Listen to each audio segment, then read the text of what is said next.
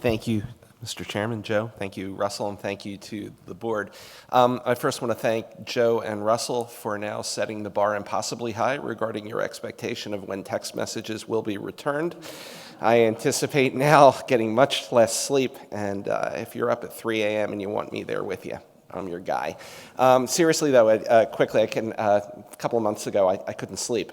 And went down to the kitchen table at around 3:15, and I thought I'd get an early jump on the day, and sent out a couple of emails to staff. And in 5 minutes later, I start hearing ping, ping, ping, and TC Lane is returning my emails. So that is true, and thank you guys for recognizing that. It's good to see everybody. First off, it's been 3 years since we've all been in the same room, and I talked to a bunch of folks who I work with last night, and they all said the same thing. It just feels good to be here. It's a different kind of organization, the USTA. When I started back in '08, I came out of Harrah's, which is a very, very corporate entity. And after 3 years there, I was indoctrinated into that culture. And I said to Phil Langley, after you all had approved my appointment, I said, do you want me to run this like a business, or do you want me to run it like a family? And he said, I want you to run it like a family business. And I said, what does that mean? And he said, you'll figure this out very quickly. And I did, and it's been a great job, and I really enjoy all that y'all have contributed to the organization, and thank you for all the help that you've given me and the staff. It's been a busy year or two or three, and we've already covered a bunch of the hot-button issues. I will mention going forward that there are three things I wanted to just touch base with you briefly today, and one is that one of our primary goals over the next year will be to create and implement an equine injury database, injury and fatality database.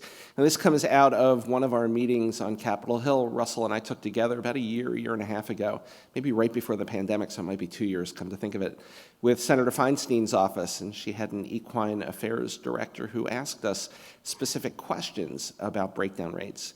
And we were able to speak to it on specific terms in particular jurisdictions. For example, California and New York both have great databases, and we were able to differentiate our numbers from the thoroughbreds and talk about the difference between the two breeds.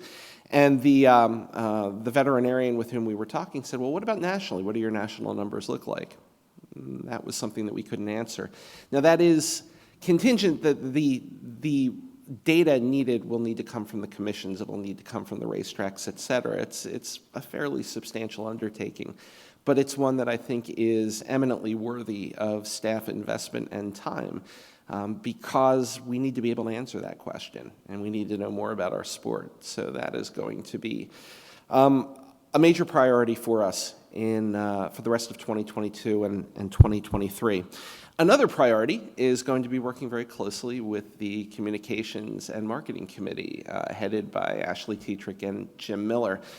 You saw the presentation yesterday. We've got some exciting things in store that'll require quite a bit of focus and attention, and we look forward to jumping into that. Beyond that, though, there's a philosophical question that I think we really need to address.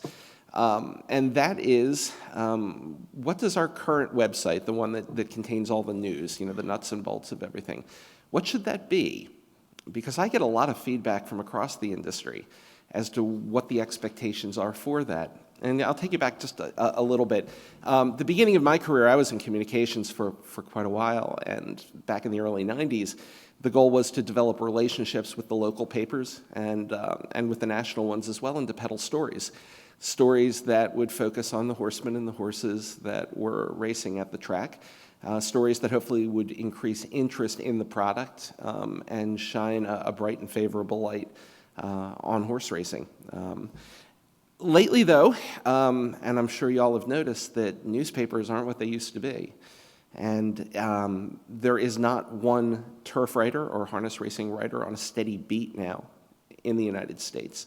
There's more discussion about horse racing and harness racing online. The proliferation of the internet has certainly leveled the playing field, and it's given everyone a voice, and as a result, there's much more coverage, and that is a very, very good thing. It's also decentralized everything. So we at the USTA, we are a breed registry, and we try to focus on the good in the industry, and yet, because there is no daily coverage in newspapers, and because Harness Racing Update really only publishes a couple of times a week and doesn't employ a large staff of writers, they're reliant on submissions much like we are. Same thing with Daily Racing Form. They employ their own writers, but it's limited. They have contractors. Horseman and Fair World is no longer. And so because our website is the biggest and most populated in the industry, that attracts the most eyes, the most attention, there is an expectation that in this day and age of an instantaneous news cycle that we need to be quicker, and there are certain topics we should be covering. I'll give you a brief example, the Seth Fishman trial.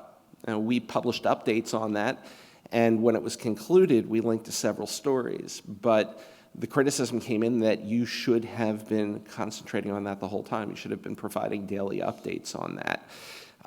Nothing was sent to us, of course. As I said, we're reliant on the racetracks, but that's not the racetrack's job. So that might have been something that we needed to do. I'll give you another example going back about 10, 12 years. There was a very prominent driver, I won't mention the locale, but who was arrested on a domestic violence charge, leading driver. We linked to that story. Several of you in this room were very upset that we did. Online, several people were very upset that it took us so long to link to that story. So who are we serving? Are we serving the board? Are we serving horsemen? Are we serving the industry? And what do we do when those constituencies have conflicting objectives? So anyway, I don't have answers for you right now, but I am more than willing to hear your opinions as we go forward. And I've talked to Ashley and to Jim, and I'm confident that the committee will work with us and with staff. And we're going to try to figure this out and perhaps establish criteria that goes beyond the current one, which is, well, we'll figure it out on a case-by-case basis. It's important. People look at us. That website, that's very valuable real estate, and we need to be responsible, and we need to deliver what membership is expecting, I think. So there is that. Lastly, following up on Chairman Feraldo's reference to SRIF, yeah, that's important. The success of SRIF is important to this industry.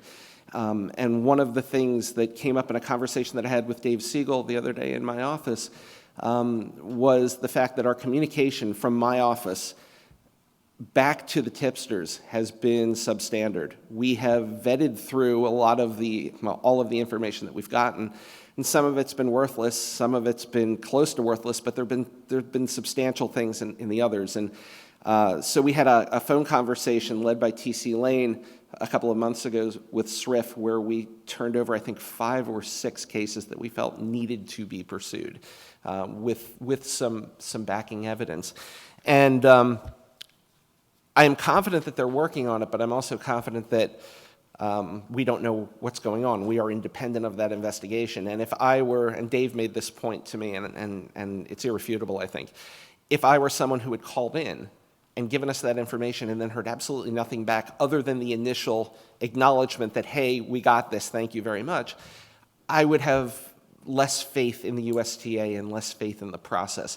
And belief right now in this game and its integrity is something that is very, very important. And so what I will be proposing later and by later I mean probably within a month or two, is the creation of a position, an investigator, if you will, who can serve as the point person here at the USTA, who hopefully has a law enforcement background and a background in harness racing, excellent written and verbal skills, and who can connect with SRIF and the state racing commissions, and on his or her own, start some of these investigations and dig into things, work with the racetracks, work with the horsemen's organizations, so that we can hopefully make things a little bit better. We can do better. We've dropped the ball a little bit on my end. I will fix that. But I just wanted to let you know all about that. So the success of SRIF is very important. The success of STA is very important. We'll be talking about that a little bit later in the meeting. Enough for me. Again, thank you. It is so good to see all of you, and I look forward to working with you this weekend and beyond. Thank you.